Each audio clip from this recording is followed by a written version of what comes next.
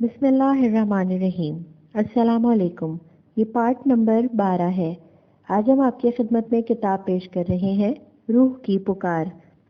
मुसन्निफ rider haggard, मुतरजम Mazharul हक अलवी, आवाज़ उम्मे माबीर।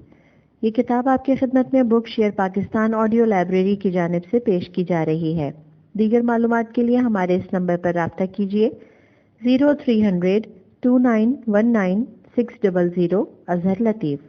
तो आइए सुनते हैं पार्ट नंबर 12। तो फिर चलो, मैंने कहा और आगे बढ़ गया। मारूत मेरे पीछे चल पड़ा। सिम्बा ने वो कौन से पासबान का जिक्र किया था जिसका नाम सुनते ही लोगों के दिलों पर लर्जा तारी हो जाता है? मैंने गर्दन घुमाकर मारूत से पूछा। इस वक्त हम एक 8 मील का सफर तय कर चुके थे। गालिबन इसका मुराद हाथी जाना से था, मारूत ने कर्राह कर जवाब दिया। तो फिर मैं दुआ करता हूँ कि हमारी मुठभेड़ उस हाथी से ना हो जाए। खुश हो जाओ मारूत, क्योंकि हो सकता है कि हमारी मुलाकात किसी भी हाथी से ना हो। हालांकि उस रास्ते से बहुत से हाथी गुजर रहे हैं और उसने पगडंडी पर पैर के बहुत से निशानात की तरफ इशारा किया। कहते हैं कि हाथी मरने के लिए इसी झील के करीब जाते हैं और ये रास्ता जिस पर हम चल रहे हैं उन रास्तों में से एक है, जिस पर से गुजरकर वो हाथी जिनकी मौत आ गई हो झील तक पहुंच जाते हैं। और ये रास्ता वो है मेरे आका जिस पर से इंसान तो इंसान, जंगल के दूसरे जानवर भी गुजरने की जरूरत नहीं कर सकते। तो फिर मैंने इंग्लिस्तान के कसर में घर में खड़े होके जो ख्वाब देखा था वो नजरबंदी ना थी बल्कि हकीकत थी। हाँ आका, मेरा चचा हारूत जब जवान था तो एक दिन शिकार खेलने निकला और रास्ता भूल के हाथियों के इस कब्रिस्तान के करीब जा पहुंचा। चुनाचे हारूत ने अपनी कुव्वत के जोर से तुम्हें वही मंजर दिखा दिया था जो उसने एक दफा देखा था, और अब हम इस मकाम को हकीकत में देख लेंगे, बहुत जल्द देख लेंगे। पूरे 2 घंटे तक हम खामोशी से चलते रहे और 2 घंटे के सफर में जो ख्वाब परेशान से कम न था, मुझे सिर्फ एक जीरो चीज नजर आई। ये गैर मामूली तौर पर बड़ा उल्लू था जो चंद सानियों तक हमारे सरों पर यूं मंडलाता रहा जैसे हमारा मुआयना कर रहा हो, और फिर फड़फड़ा के ऊपर उठा और गायब हो गया। आका, ये उल्लू जाना का जासूस था जो उसे हर वाक़े से बाखबर रखता है जो इस इलाके में हो रहा हो। मारूत ने बेहद नीची आवाज में मुझे मुत्तला किया। श्ट, मैंने कहा और आगे बढ़ता चला गया। और शुक्र है कि हमें दोबारा वो उल्लू नजर न आया। आप यकीन जानिए, ऐसे वहशत अंगेज मकाम में तोहमात कहीं न कहीं से आते हैं, ख्वाह आप कितने ही बहादुर, तालीम याफ्ता और रोशन ख्याल ही क्यों न हो। आखिरकार हम एक ढलान चढ़ के उसकी चोटी पर पहुंचे और उस चोटी के दूसरी तरफ और हमारे कदमों में एक ऐसा वीरान और हौलनाक मंजर नजर आया कि कभी ख्वाब में भी किसी ने ना देखा होगा। अगर मैंने कसरे रीजनल के कमरे में खड़े होकर एक दफा पहले भी इस मंजर को ना देख लिया होता तो मारे खौफ से दीवाना हो गया होता। मेरे खुदा, अजीब वहशतनाक मकाम था वो, अजीब खौफनाक मकाम था वो। ऐसा मालूम होता था जैसे मैं इंसानों की दुनिया से निकलकर दफतन भूतों की दुनिया में पहुंच गया हूँ। कसर इशनाल के एक कमरे में खड़े होके और हारूत के जादुई धुएं में मैंने जो मंजर देखा था वो यही मंजर था जिसे अब मैं हकीकत में और अपने पूरे होश हवास में देख रहा हूँ। टीले के कदमों में झील थी, स्याही माइल पानी की एक चादर सी जिसके किनारों पर सरकंडे खड़े थे। सरकंडों की इस झालर से जरा दूर और झील के चारों तरफ जंगल था। झील के बाएं तरफ एक संगलाख मैदान था। चूंकि चांद की रोशनी नाकाफी थी और फिर हमारे और झील के दरमियान 1 मील का फासला था, इसलिए मैं इससे ज्यादा ना देख सका। लेकिन इतना सा ही मंजर देख के मुझे फिर परियां आ गई। अव्वल तो इसलिए कि ये मकाम अजीब डरावनी और भयानक था, और दोम इसलिए कि मैं इससे पहले भी एक अजीब ढंग से इस मकाम को देख चुका था। अक्सर दफा यूं होता है कि आप किसी दूसरे मुल्क में घूमते फिरते किसी ऐसे मोहल्ले में जा निकलते हैं जिसके गली कूचे आपको जाने पहचाने मालूम होते हैं, मुशाबहत या इत्तेफाक, पर आप जिस तरह चौंक पड़ते हैं और आपकी जो हालत हो जाती है उसे अहले दिल ही समझ सकते हैं। बस मेरी हालत भी कुछ ऐसी ही हो रही थी उस वक्त। बहरहाल मैं आगे बढ़ने से हिचकिचाने लगा, क्योंकि मैंने कसरे रीजनाल में खड़े होकर जो मंजर देखा था वो ये हकीकत में उसकी इब्तिदा थी। मैंने धुएं के गरीब ख्वाब में जो कुछ देखा था वो सब का सब अभी पूरा ना हुआ था। मैंने चारों तरफ नजर दौड़ाई। अगर तुम बाएं तरफ चल दिए تو یا تو جھیل کے پانی تک پہنچ جائیں گے یا پھر ہم اس کے کنارے کنارے اور بدستور بائیں طرف چلتے رہیں گے اور جنگل میں پہنچ جائیں گے اور بھٹک جانا ممکن تھا۔ میں نے دائیں طرف دیکھا۔ اس طرف کی زمین سنگلاخ اور ناہموار تھی، بڑے بڑے پتھروں کے درمیان خاردار جھاڑیاں اگ رہی تھیں۔ اس میدان کو پیدل عبور کرنا ناممکن تو نہ تھا، البتہ بہت مشکل ضرور تھا۔ میں نے پیچھے دیکھا۔ میں واپس اسی راستے سے جس سے ہم آئے تھے لوٹ جانے کے متعلق سوچ رہا تھا کہ دفعتاً کوئی 100 گز دور قد آدم جھاڑیوں کے اس پار کوئی چیز لپک کر اوپر اٹھی اور پھر جھک کر غائب ہو گئی۔ یہ ہاتھی کی سونڈ ہو سکتی ہے۔ اس دیوتا شر کے چٹان پر نمودار ہونے کے بعد جو 1 منٹ گزرا اس میں میرے دماغ میں ہزاروں خیالات امڑ آئے۔ مثلاً میں نے سوچا کہ جانا اس چٹان پر کیوں نمودار ہوا، اور اس کا جواب خود میں نے یہ دیا کہ مرتے ہوئے ہاتھی کے چنگھاڑ سے اپنی آرامگاہ سے جو یقیناً دور نہ ہوگی یہاں کھینچ لائی تھی۔ میں نے یہ بھی سوچا کہ جانا شاید ہاتھیوں کا بادشاہ ہے جسے ہر ہاتھی اپنے مرنے کی خبر پہنچانا ضروری سمجھتا ہے۔ اور دوسرے لمحے جو کچھ ہوا اس نے میرے اس خیال کی ایک حد تک تائید کر دی۔ 1 منٹ تک وہ چٹان کی چوٹی پر کھڑا اپنے بڑے بڑے کان ہلاتا رہا اور سونڈ اٹھا اٹھا کے ہوا سونگتا رہا، پھر چٹان پر سے اتر کے جھومتا جھامتا اس ہاتھی کی طرف بڑھا جو گھٹنوں کے بل بیٹھ گیا تھا اور جسے میں مردہ سمجھ چکا تھا۔ لیکن اب معلوم ہوا کہ وہ مرا نہ تھا، اس میں جان باقی تھی، کیونکہ جیسے ہی جانا اس کے قریب آیا اس نے اپنی سونڈ اٹھا دی۔ آخرکار مارود ہمت ہار بیٹھا۔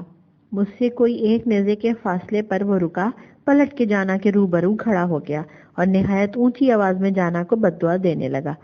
اس نے کیا کہا میں نہیں جانتا، صرف ایک لفظ سن سکا، طفل مقدس، اور میں نے حیرت سے دیکھا کہ اس نام نے بفرے ہوئے جانا پر ایک عجیب اثر کیا۔ وہ بھاگتے بھاگتے دفعتاً رک گیا۔ اب مارود اور جانا ایک دوسرے کے سامنے کھڑے تھے اور دونوں کے درمیان چند قدم کا ہی فاصلہ تھا۔ ایسا معلوم ہوتا تھا جیسے جانا نے مارود کی بددعائیں سمجھ لی ہیں، اور اگر ایسا تھا تو ان بددعاؤں نے دیوتائے شر کو مارے غصے کے پاگل کر دیا۔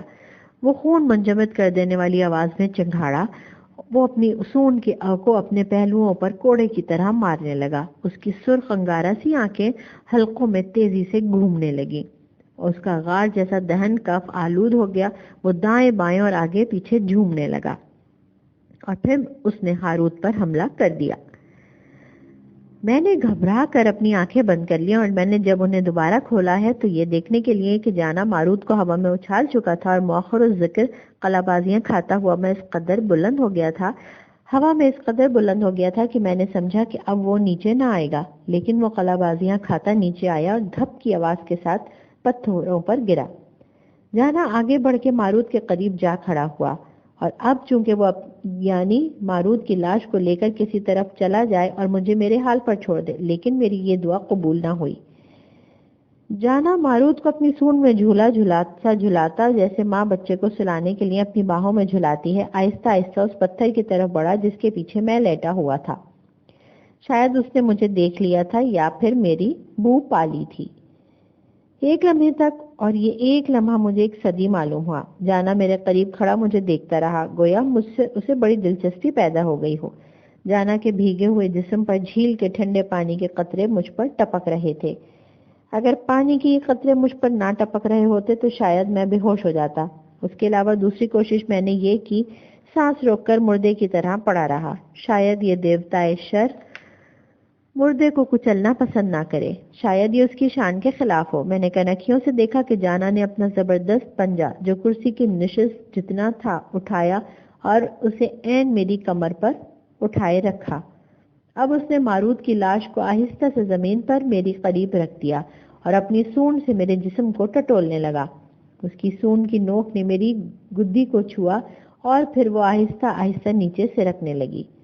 میرے خدا، میں اپنے اس وقت کی حالت کو بیان نہیں کر سکتا۔ اسی وقت جب کہ جانا اپنے بڑے بڑے کان ہلا کے میری ہڈیوں کو سرما بنا ڈالنے کی تیاریاں کر رہا تھا، دفعتاً چند گز کے فاصلے سے بندوق کے دھماکے کی آواز سنائی دی۔ میں نے نظر اٹھا کے دیکھا، جانا کی بائیں آنکھ سے خون بہہ رہا تھا۔ بندوق کی گولی اس کی آنکھ میں یا اس کے آس پاس لگی تھی۔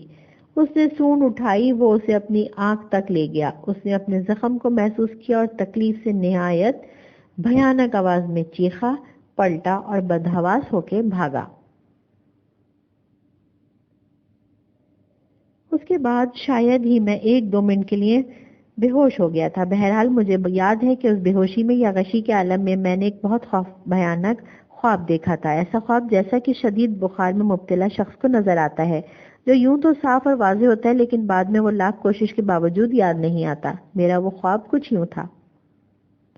ہاتھیوں کے قبرستان میں پڑے ہوئے ڈھانچے جیسے زندہ ہو گئے ہیں اور گروہ در گروہ میرے سامنے آ رہے ہیں، اور میں اپنے استخوان گھٹنوں پر گر گر کر مجھے سجدے کر رہے ہیں، اس لیے کہ میں ہی وہ شخص تھا جو جانا کے غضب سے محفوظ ہو رہا تھا۔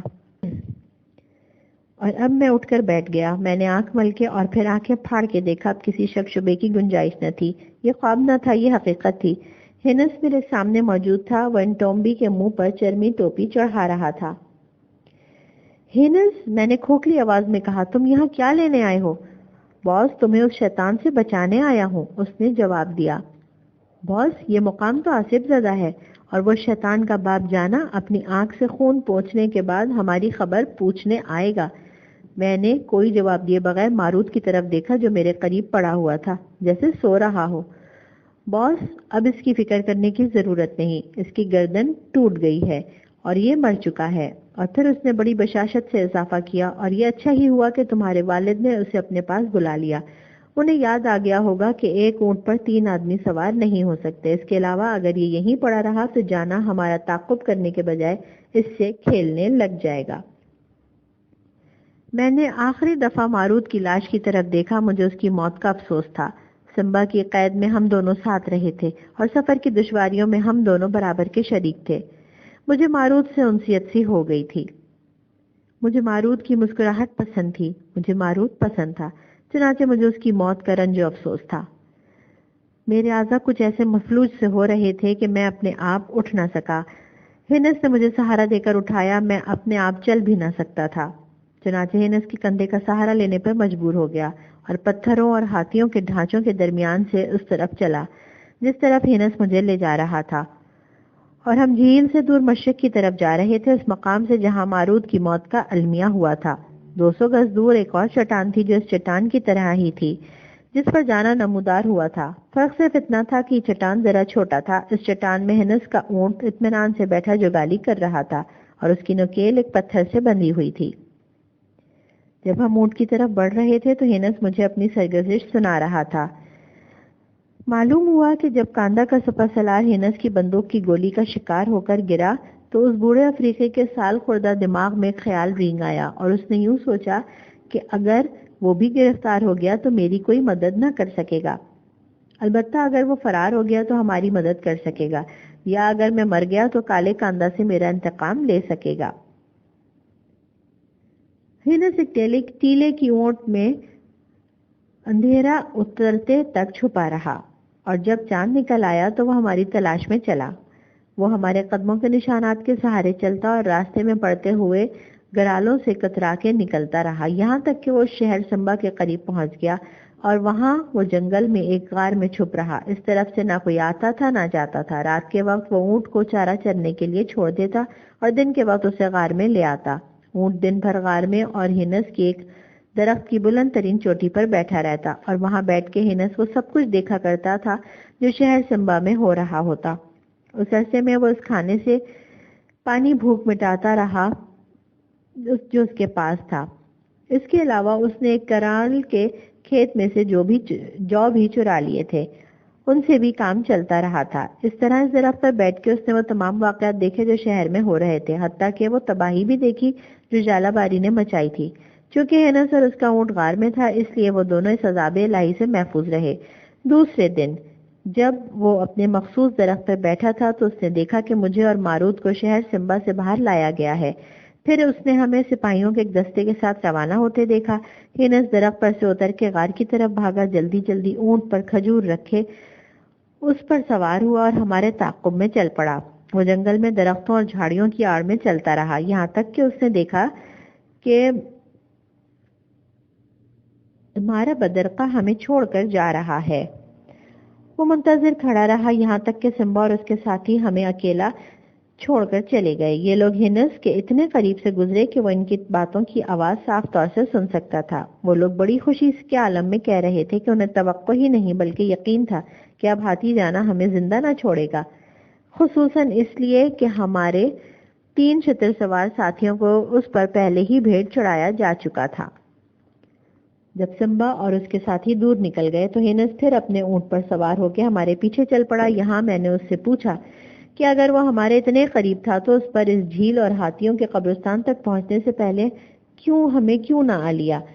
یہاں میں یہ بتا دوں کہ ہینس واقعی قریب تھا۔ وہ لمبی سی چیز جسے میں نے جھاڑیوں کے پیچھے سے ابھرتے اور جھکتے دیکھا تھا ہاتھی کی سونڈ نہ تھی بلکہ ہینس کے اونٹ کی گردن تھی۔ میرے سوال کا جواب ہینس اطمینان بخش طور پر نہ دے سکا۔ وہ گڑبڑا گیا تھا جیسا کہ وہ پہلے بھی اعتراف کر چکا تھا۔ پھر اس سے یہی مناسب معلوم ہوا کہ وہ ہمارے پیچھے لگا رہے اور دیکھے کہ اب کیا ہوتا ہے، لیکن بعد میں اس نے میرے سامنے اعتراف کیا کہ ایسا قصدن کیا تھا۔ باس، اس نے مجھے بعد میں بتایا، مجھے ایسا معلوم ہوا جیسے تمہارے والد مجھے کہہ رہے ہیں کہ میں تمہیں اپنے راستے جانے دوں اور اپنے آپ کو ظاہر نہ کروں، کیونکہ اگر میں نے اپنے آپ کو ظاہر کر دیا اور ہم تینوں ساتھ ہو لیے تو تینوں ہی مارے جائیں گے، خصوصاً اس لیے کہ ہم تینوں میں سے ایک کو پیدل چلنا پڑے گا اور بقیہ 2 اس تیسرے کو اکیلا چھوڑ کر اپنی جان بچانا پسند نہ کریں گے۔ اس کے برخلاف اگر میں نے اپنے آپ کو ظاہر نہ کیا تو تم دونوں میں سے ایک مارا جائے گا اور دوسرا میرے ساتھ اونٹ پر بیٹھ کے اپنی جان بچا سکے گا، اور مجھے یقین تھا باس کہ یہ مارے جانے والے تم نہ ہوگے، اور ہوا بھی ایسا ہی، ماروت مارا گیا اور تم بچ گئے۔ خیر، تو اس نے ہمیں جھیل کی طرف جاتے دیکھا اور خود دائیں طرف ہٹ کے ایک چٹان کے پیچھے دبک گیا، اور وہاں بیٹھ کے اس نے سب کچھ دیکھا جس کی تفصیل میں بیان کر چکا ہوں۔ جب جانا ہماری طرف بڑھ رہا تھا تو ہینس بھی پتھروں کے پیچھے چھپتا چھپاتا جانا کی طرف بڑھ رہا تھا۔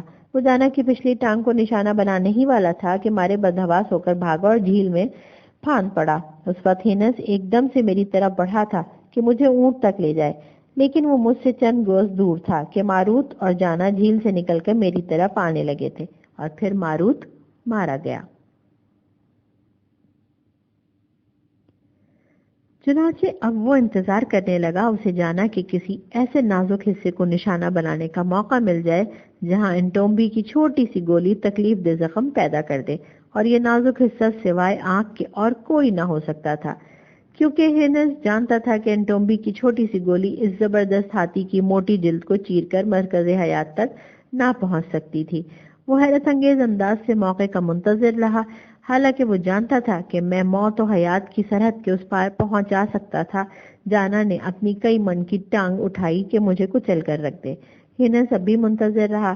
جانا اپنی سونڈ سے مجھے ٹٹولنے لگا، اور آخر ہینس کو موقع مل گیا۔ ہاتھی جانا میری پتلون کی خون آلود دھجی کو اپنی سونڈ میں پکڑے اور اپنا سر ایک طرف موڑے اس کا معائنہ کر رہا تھا، اور اس کی آنکھ ہینس کے سامنے تھی۔ چنانچہ انٹومبی کی ضد میں تھی۔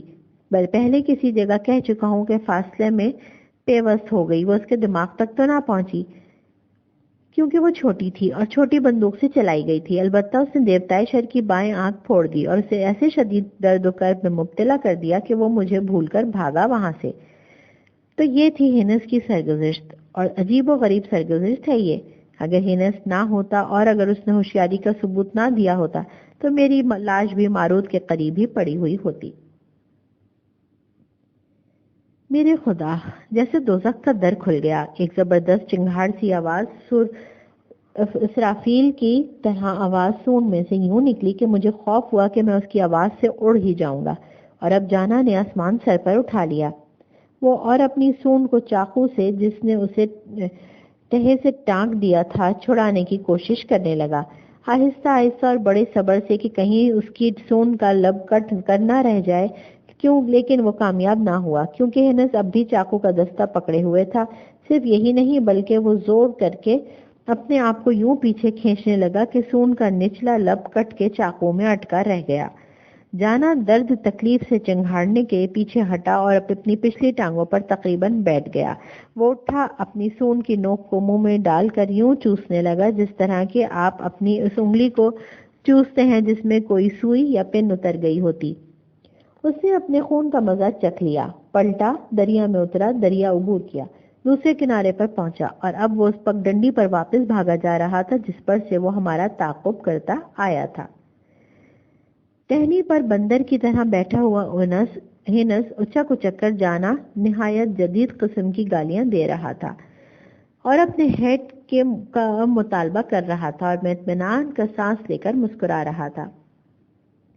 باس، اب وہ شیطان سوجی ہوئی ناک لے کر گیا ہے، چنانچہ جب تک وہ زندہ رہے گا اپنی کانی آنکھ اور کٹی ہوئی سونڈ کی وجہ سے ہمیں یاد کرتا رہے گا۔ ہینس نے زانوں پر ہاتھ مار کر کہا، اور اس سے پہلے کہ وہ جاتا دوسری دفعہ ہمارا تعاقب کرنے کے مسئلے پر غور کرے بہتر ہوگا کہ ہم چل پڑیں، ورنہ تم جانو اب وہ دوسرا درخت اٹھا کے لے آئے گا کہ اسے اس درخت پر مار مار کے اس درخت کو گرا دے گا۔ یہ جانا تو پورا بھوت ہے۔ چنانچہ ہم درخت پر سے اتر کر تیزی سے چل پڑے۔ میرا کولا زخمی تھا اور میری ٹانگیں اکڑ سی گئی تھیں، اس لیے میں زیادہ تیز نہ چل سکتا تھا، تاہم مقدور بھر کوشش کر رہا تھا۔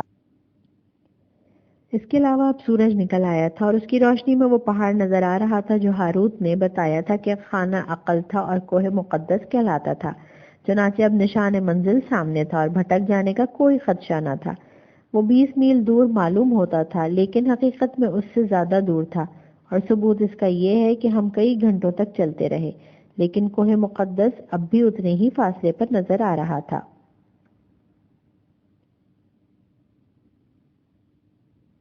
پہلے 10 میل کا علاقہ ویران اور غیر آباد تھا، اور اس میں تعجب کی بات بھی نہ تھی۔ یہ علاقہ کالے کان کی مملکت کے سرحد کے اتنے قریب تھا کہ سفید کاندہ یہاں آباد ہونے کی جرات نہ کر سکتے تھے۔ پہلے 10 میل طے ہو گئے تو پھر ہمیں مویشیوں کے ریوڑ اور چند اونٹ نظر آئے۔ ان اونٹوں اور مویشیوں کے ساتھ چرواہے نہ تھے، غالباً ان کے رکھوالے کہیں قریب ہی لمبی لمبی گھاس میں چھپے بیٹھے تھے، اور اب مکئی کے کھیتوں کا سلسلہ شروع ہوا۔ اس کے بعد 2 گھنٹے تک ہینس کے کاندھے کا سہارا لے کر اور لنگڑا لنگڑا کر چلتے رہے۔ ہم ایک بلندی چڑھ رہے تھے جو درختوں اور جھاڑیوں سے ڈھکی ہوئی تھی۔ آخرکار ہم اس کی چوٹی پر پہنچ گئے، اور اب ہم ایک مقامی بستی سے اتنے دور تھے کہ اگر کوئی بندوق سے گولی چلائی جاتی تو وہ ہزار تک پہنچ جاتی۔ میں سمجھتا ہوں کہ ان لوگوں نے جو پہاڑ کے شگاف میں رہتے تھے اور ہمیں دیکھ کر بھاگے تھے، کرال والوں کو ہماری آمد سے مطلع کر دیا تھا۔ وجہ کچھ بھی ہو، یہ حقیقت ہے کہ جیسے ہی ہم چڑھائی کی چوٹی پر نمودار ہوئے، کرال کے حصار کا شمالی دروازہ کھلا اور 30 کے قریب باشندے جو بھالوں اور دوسرے ہتھیاروں سے مسلح تھے باہر نکل آئے اور ہمیں نرغے میں لینے کے لیے آگے بڑھے۔ یہ ایک نئی مصیبت تھی۔ میں نے دیکھا کہ یہ لوگ ہر چند کالے کاندہ کی طرح سیاہ نہ تھے، تاہم ان میں سے اکثر کی رنگت کچھ زیادہ ہی سیاہ تھی جو ان کے مخلوط نسل سے ہونے کا پتہ دیتی تھی، لیکن ان میں کالے کاندہ کا خوف سفید کاندہ کے خون سے زیادہ تھا۔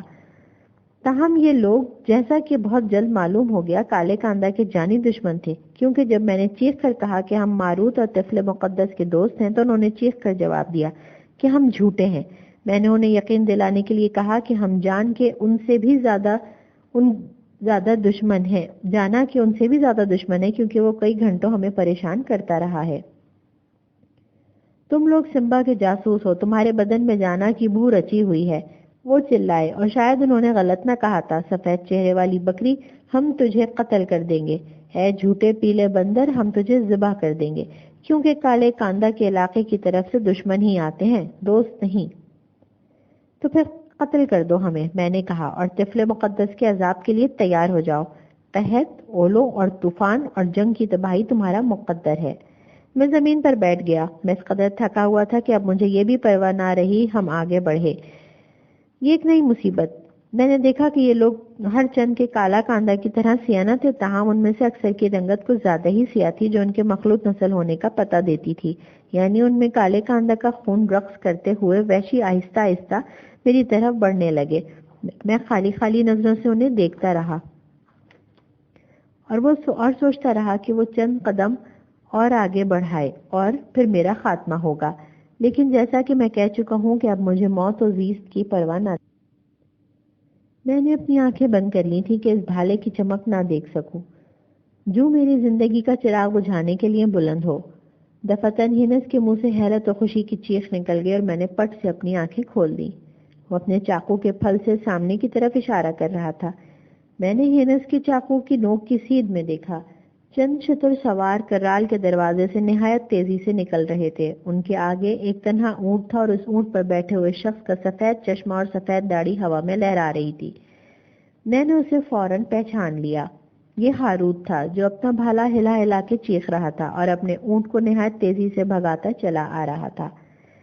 ان لوگوں نے جو ہمیں قتل کرنے آئے تھے ہاروت کو دیکھا اور اس کی آواز بھی سنی. ہاروت اپنا اونٹ سیدھا اس شخص کے قریب لے گیا جو کرال والوں کا شاید سردار تھا. ہاروت نے اپنا نیزہ اٹھا کے سردار کے کندھے پر زور سے مارا کہ وہ لڑکھڑا کے چت گرا اور ساتھ ہی ہاروت نے غصے کے عالم میں چیخ کر کہا، کتے کی اولاد، طفل مقدس کے مقدس مہمان کو قتل کرنا چاہتا ہے؟ پھر نہیں معلوم کیا ہوا، میں بے ہوش ہو چکا تھا.